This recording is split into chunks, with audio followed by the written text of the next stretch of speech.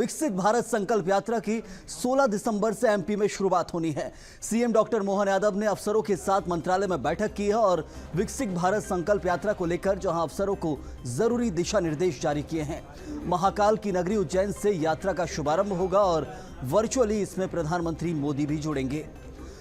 तो विकसित भारत संकल्प यात्रा जहां एक तरफ अलग अलग राज्यों से निकलती आ रही है और अब मध्य प्रदेश में इसकी शुरुआत होनी है और 16 दिसंबर से मध्य प्रदेश में इसकी शुरुआत होगी और इसकी शुरुआत मध्य प्रदेश में जहां महाकाल की नगरी उज्जैन से होगी और इस यात्रा के शुभारंभ के अवसर पर जहां प्रधानमंत्री मोदी भी वर्चुअली जुड़ेंगे।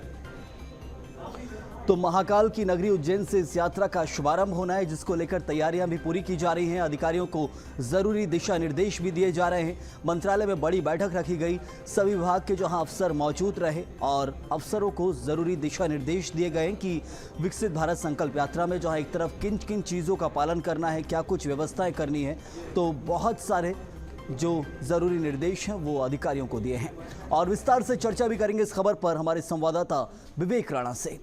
विवेक, एक तरफ जहां विकसित भारत संकल्प यात्रा जो अलग अलग राज्यों से निकाली जा रही है और इसको लेकर जहां एक तरफ देख रहे हैं कि मध्य प्रदेश के मुख्यमंत्री डॉक्टर मोहन यादव भी उत्साहित हैं, अधिकारियों को जरूरी दिशा निर्देश दिए हैं और उत्साह का सबसे बड़ा कारण कि उज्जैन से इस यात्रा का प्रारंभ हो रहा है।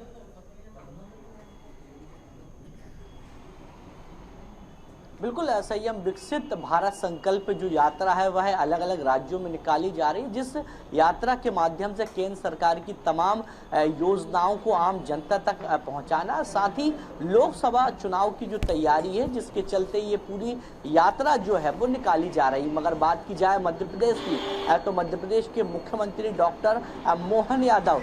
के गृह क्षेत्र उज्जैन से यह पूरी जो यात्रा है उसकी शुरुआत कल दोपहर 2 बजे से होने वाली है। मगर उसके पहले यदि बात की जाए मोहन यादव की तो मध्य प्रदेश के मंत्रालय में जिस प्रकार से बड़ी बैठक का आयोजन रखा गया था, डॉक्टर मोहन यादव तमाम पदाधिकारी और जो तमाम जो कलेक्टर हैं उनको कहीं ना कहीं बैठक में तमाम जो निर्देश हैं वो देते दिखाई दिए हैं। साथ ही जिस प्रकार से मंत्रालय की बैठक से खबरें सामने आ रही कि अच्छा काम करने वाले अधिकारियों को सम्मानित किया जाएगा। साथ ही बात की जाए लाभार्थियों की तो जो लाभार्थी हैं जिनको लाभ मिला है केंद्र सरकार की तमाम योजनाओं का, ऐसे लाभार्थियों को विकसित भारत संकल्प यात्रा के तहत कहीं ना कहीं चिन्हित करना है। साथ ही यदि बात करें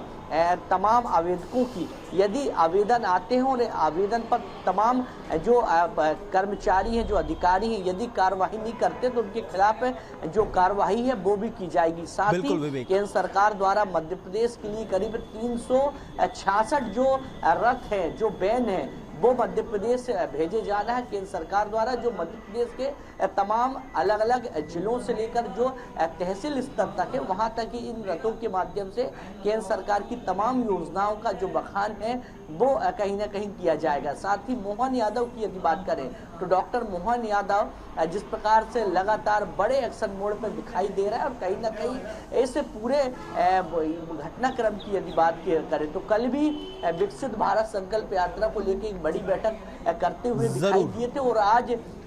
एक बार फिर ये इस यात्रा को लेकर बड़ी बैठक की है और एक अधिकारियों को एक बड़ा संदेश देते नजर आए हैं कि यदि कोई अधिकारी कर्मचारी इस पर गलती करता है, चूक करता है, सही रूप से काम नहीं करता, उन अधिकारी कर्मचारियों के खिलाफ जो कार्रवाई है वो की जाएगी। मगर एक अच्छी बात यह है कि डॉक्टर मोहन यादव ने कर्मचारी और अधिकारियों को कहा कि अच्छे काम करने वाले कर्मचारी अधिकारियों को सम्मानित भी किया जाएगा। देखने वाली बात है कि डॉक्टर मोहन यादव अब एक्शन मोड पर दिखाई देते बिल्कुल नजर विवेक, आ रहे तो अब इंतजार रहेगा क्योंकि इस वक्त जहां पदभार संभाला है और उसके साथ ही कई सारे जो इंतजामात भी करने हैं क्योंकि विकसित भारत संकल्प यात्रा है और एक तरफ योजनाओं का प्रचार होना है, तो इंतजार रहेगा क्या कुछ आगे देखने मिलता है। बहुत बहुत शुक्रिया आपका इस जानकारी के लिए।